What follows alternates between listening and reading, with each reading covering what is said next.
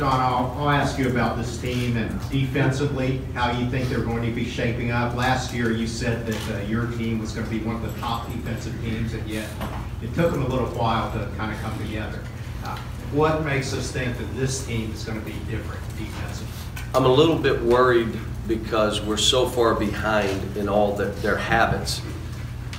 Defense is about having great habits individually and then collectively having habits. When things happen, we react a certain way.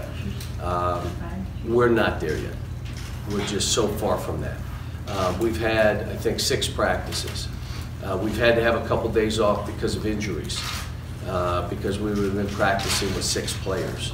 So everybody talks about this being a great shot blocking team. Maybe, could be. We're not in shape right now. We're not in the kind of condition we need to be. We just for the first day started talking zone defense so we could work on zone offense yesterday, excuse me. We haven't talked about press yet. Haven't done anything with the press. We haven't talked about guarding out of bounds. We've done a little bit pick and roll defense. We're not, the screening and all the things we have to do, we will be ugly early. It's just how it's going to be. And we could be a good defensive team. And if we're going to be a good team, it'll start with that. That'll be the first thing. Okay, talk about how many guys do you think can play point guard for you this year if needed?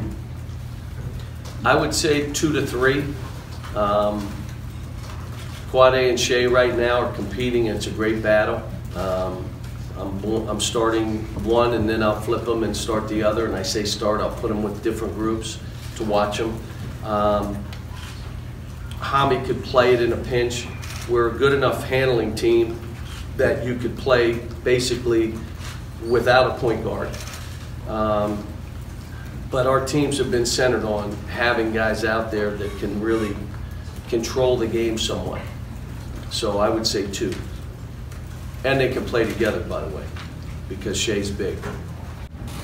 Cal, with so many freshmen that you have and just a few sophomores to kind of lead you with no real senior guys this year, how do you tell your veterans, so to speak, to really step up their games and make them realize they have to be more leaders and just really step out? Well, Wenyon is way better. Part of the thing is you got to perform. People are not going to follow if you're not out there doing your job. Wenyon's way better. Sasha's way better. Ty had been way better. Now he's hurt himself, so he's been out since the combine. He has not been back. So, but those 3 have gotten way better. But the leadership can come from anybody. It doesn't have to come from veterans. I've had it different ways here. Sometimes the guys they want to follow is a guy that's really getting it done on the court, or a guy that puts himself out for his teammates. And again, that develops over time. John, I remember you saying Shea had an old man's game. At least I remember it that way. What did you mean? He is so long and lanky. He's gained 10 pounds, so now he's got a little bit of a, he'll try to bully you a little bit, which he never did before.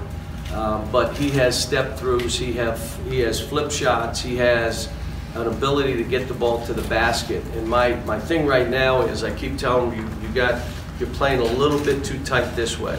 You're not seeing outside of that range.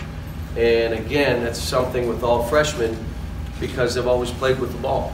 So trying to get him to expand his vision is what we're trying to do. Each of the kids, I got off a plane yesterday and before practice I said, look, I'm feeling an anxiety. I have an anxiety because here's what I'm saying. I got to get you, Quade, to give up the ball quicker.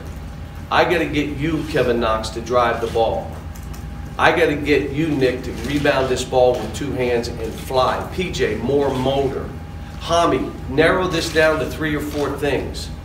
And Shea, I got to get you to get those blinders off.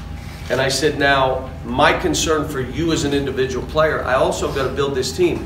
You got to be concerned about you, and you are responsible for you. I'm telling you what I want you to do. Now, you got to take that on and say, I'm going to do it. If you fight me, they lose. You're not winning that battle. So we can fight long or we can fight short. I'm going to ask you what you need to do for us and you. But you're responsible for you.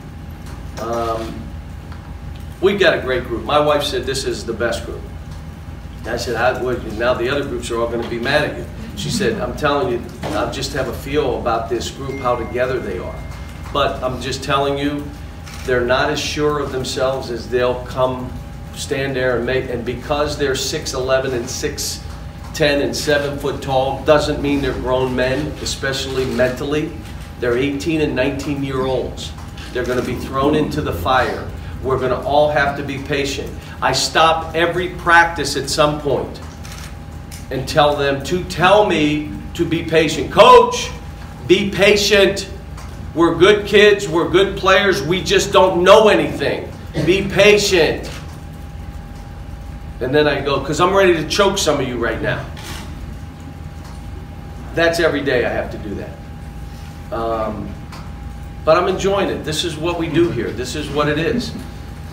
Way the kids comes in, they have no idea. I have no idea. We all grow together. We figure this out. We make decisions based for them, not the program or a system. What's right for them, and then we roll with that. And you know what? We love on them. They love on each other. The stuff usually works out.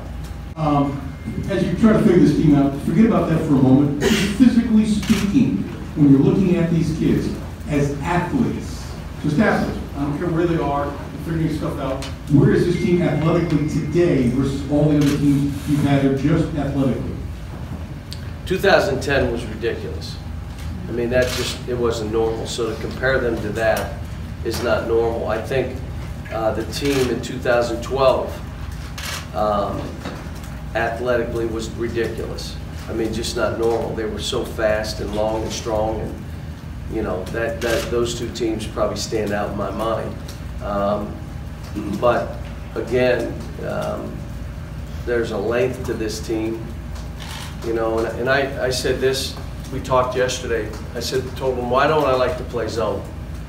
Because it doesn't prepare us. You're right. And you know, if you left here, it'd be the last time you ever played zone. Not preparing you. I said, why else? Because you're not responsible for anybody. Yes. But the third thing is, what's it going to make the other team do? Play faster or play slower? Slower. Slower. So now they play slower. It means we get less possessions. We get less shots. Instead of getting 70 shots, we get 58 shots.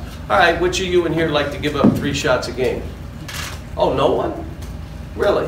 So if we play zone, it's against a team that plays real fast. If a team plays zone or plays slow, you better trap and make them play faster. Or everyone here, if you want to play zone, I'm good.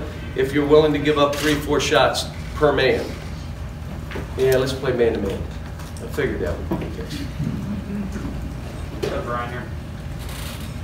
What are some guys on this team that you look at and say they thrive, or you can tell they thrive on pressure or thrive on the challenge? Don't know yet. Or you're presenting them the challenge? Don't know yet. I mean, that's all. We were talking, who would we go to late in the game if we needed a shot? You know, what if we, again, if we needed a 3, where are we going? How are we getting it? I'm even telling the guys, you need to tell me if it's a game-winning shot, where would you want the ball? You tell me, and then it makes my job easier of trying to figure this out. You tell me, it's a game-winning shot, where do you want it? You want it off a pin down? You want it on an elbow? Tell me where you'd want it.